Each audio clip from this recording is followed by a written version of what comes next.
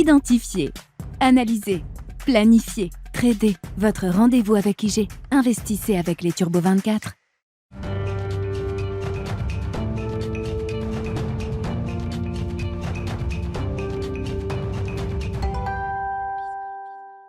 Chaque lundi, effectivement, les enjeux techniques de marché avec le plan de trading de Smart Bourse et les équipes d'IG qui nous accompagnent. Vincent Bois est avec nous en plateau, analyste chez IG. Bonjour et bienvenue Vincent. Bonjour. Effectivement, on fait l'état des lieux après un peu plus de 2 semaines de stress bancaire, partant du choc SVB le 10 mars dernier et une succession d'événements, de séries d'événements assez intenses, que ce soit sur les banques américaines et sur les banques européennes également depuis la résolution du cas Crédit Suisse. Je le disais, Vincent, les investisseurs évoluent sans doute dans une ambiance où le stress est remonté sans pour autant avoir basculé dans une panique générale.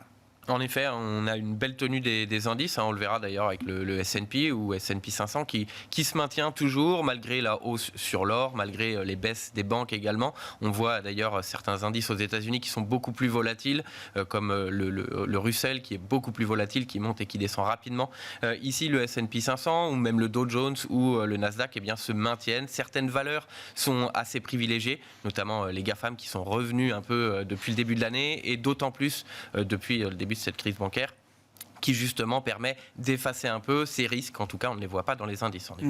Qu'est-ce qu'on peut dire effectivement de la situation technique d'un indice comme le S&P 500 qui arrive à tenir malgré ce stress bancaire, on le rappelle Tout à fait. Donc le S&P 500 a bien maintenu les 3800. On s'attendait justement à un retour en arrière peut-être parce que avant même ce stress bancaire, on était quand même sur un changement de discours sur la politique monétaire qui paraissait accommodant en début d'année, puis un peu plus restrictive, et puis ce stress bancaire a tout enlevé. On s'attend maintenant à une baisse de 100 points de base d'ici la fin de l'année.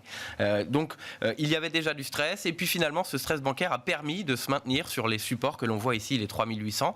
Et donc au niveau technique, on peut repartir au-delà des 4000, on n'en est pas loin actuellement, et aller chercher les 4100 points. On a un ETE, donc épaule tête épaule, qui pourrait se dessiner ici sur novembre, début 2023, et puis une deuxième épaule, donc on le voit, et qui pourrait se dessiner d'ici la fin du mois, en tout cas, vers les 4100 points. Et donc ce sera un test. Est-ce qu'on valide cette figure graphique qui est une figure de retournement, et donc on revient et on pourra aller tester les 3800, voire le plus bas en octobre, s'il y a vraiment un stress qui est pris en compte par les investisseurs, ou au contraire dépasser ce niveau et dépasser également la crise bancaire, et donc se focaliser probablement sur la politique monétaire accommodante. Voilà ce qui pourrait nous permettre de casser ces 4100 et aller chercher les 4200, voire au-delà. Mais pour le moment, étant donné qu'il y a quand même des risques qui sont toujours présents et d'autres qui viennent, cette figure de retournement peut nous amener par la suite justement au-delà, en échec sur les 4100, à aller chercher de nouveaux plus bas.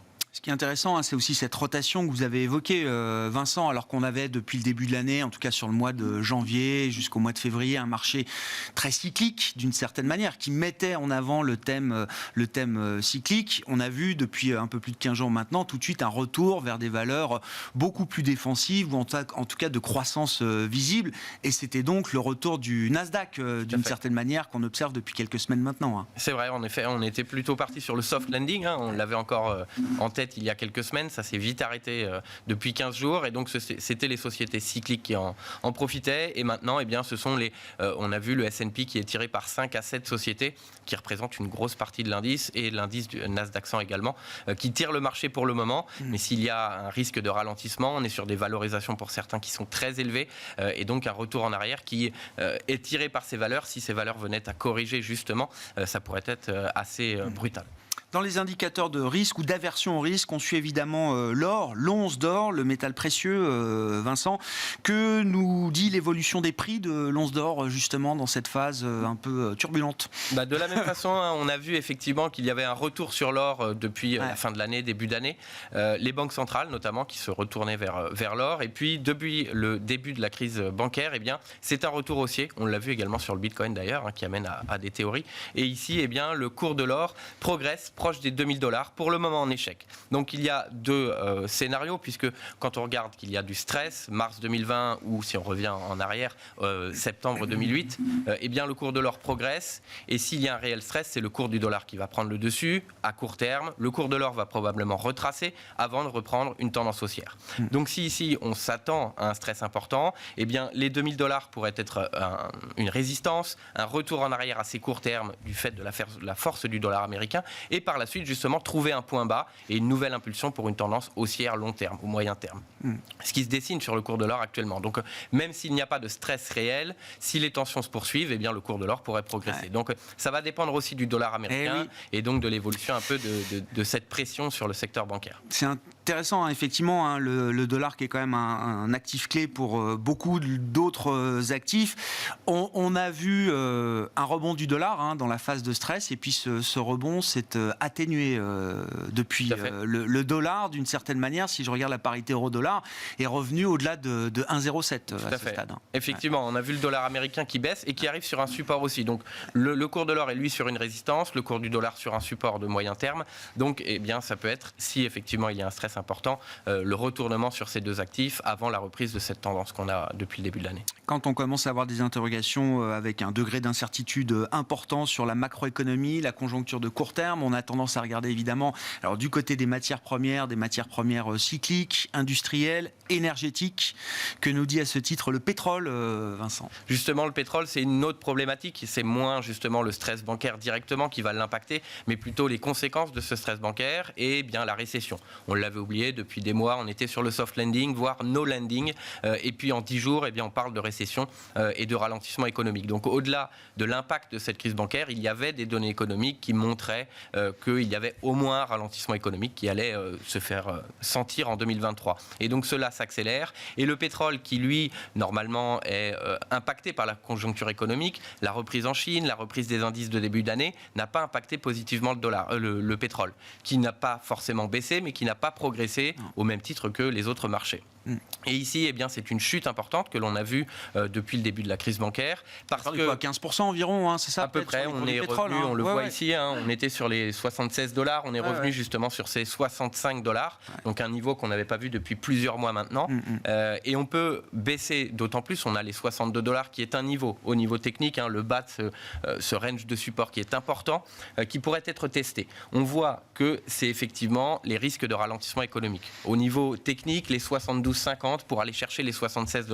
Mais on voit que justement, d'une part, ce discours de début d'année de no landing, le pétrole ne l'a pas réellement acheté, la reprise économique chinoise eh bien, ne l'a pas acheté immédiatement non plus. Et là, eh bien, cet impact sur les banques, qui pourrait avoir un fort impact sur l'économie, est directement en revanche acheté, ou en tout cas on le voit sur les cours du pétrole. Donc un risque plus important de récession pourrait amener à une baisse, une consolidation plus importante, même si sur le marché du pétrole, finalement, au niveau fondamental, il y a encore des problèmes sur l'approvisionnement, sur la production, etc. Et donc fondamentalement plutôt positif pour le pétrole, mais à court terme, il est facteur de la conjoncture économique. Qu'est-ce qu'on peut dire des indices européens et du CAC là, qui tournent autour de 7100 points en ce début de semaine, dernière semaine du mois, dernière semaine du trimestre, hein, l'échéance de mars est derrière nous désormais, mais on sait que c'est toujours des moments importants. Autour de 7100 points, on reste dans une zone solide, couverte, il n'y a pas de signaux particuliers autour des 7100 points pour le CAC? C'est un niveau technique important, mais finalement on est encore proche du plus haut historique. On est aussi proche d'un niveau technique, hein, on en parlait durant les dernières semaines, c'est 6950, 7000 points, qui est un niveau technique et qui a permis justement le rebond. Mais attention à un retour sous ce niveau qui pourrait justement accélérer une baisse importante, parce que tout de même il y a des risques encore. En France, on a quand même l'indice des prêts à la consommation qui pourrait montrer une chute, donc plutôt positif. En Allemagne aujourd'hui, on a eu l'indice IFO qui montrait un rebond de la perspective économique. Mais tant qu'on ne prend pas en compte ces risques sur le secteur bancaire, de ralentissement, la BCE qui continue de resserrer ses taux, le CAC peut se maintenir. Au niveau technique, bien sous les 6950, attention à cette accélération qui pourrait montrer les risques justement. Ouais, sur l'inflation en zone euro, alors si on attend une marche à la baisse pour l'inflation globale, qui passerait de 8,5 à peut-être 7,3% selon le consensus des économistes pour la marque du mois de mars, l'important c'est qu'on va sans doute voir l'inflation cœur sous-jacente continuer à progresser, continuer à accélérer. Elle s'est stabilisée autour de 5% en octobre-novembre dernier. L'inflation cœur en zone euro, elle sera peut-être assez proche de 6% désormais sur un an au mois de mars, ce qui montre bien effectivement ce qui permet de comprendre en tout cas la nature du discours de la Banque Centrale Européenne et de certains faucons qui plaident pour une poursuite des hausses de taux à ce stade, voire une accélération de la réduction du bilan de la Banque Centrale Européenne à partir de cet été. C'était le message d'un Joachim Nagel aujourd'hui, président de la Bundesbank. Tout à fait. Et puis il faudra surveiller bien entendu les banques aussi sur le CAC puisqu'ils sont très présentes. Faut-il le préciser, effectivement, on a tous la liste des banques à surveiller aujourd'hui. Je le disais, Deutsche Bank réussit à rebondir après une baisse d'un peu moins de 10% vendredi. Le titre reprend actuellement un peu plus de 5% autour des 9 € sur le marché allemand. Merci beaucoup Vincent. Merci. Vincent Bois, analyste chez IG, les équipes d'IG qui nous accompagnent chaque lundi pour le plan de trading de Smart Bourse à 12h30. Identifiez, analysez, planifiez, tradez. Votre rendez-vous avec IG. Investissez avec les Turbo 24.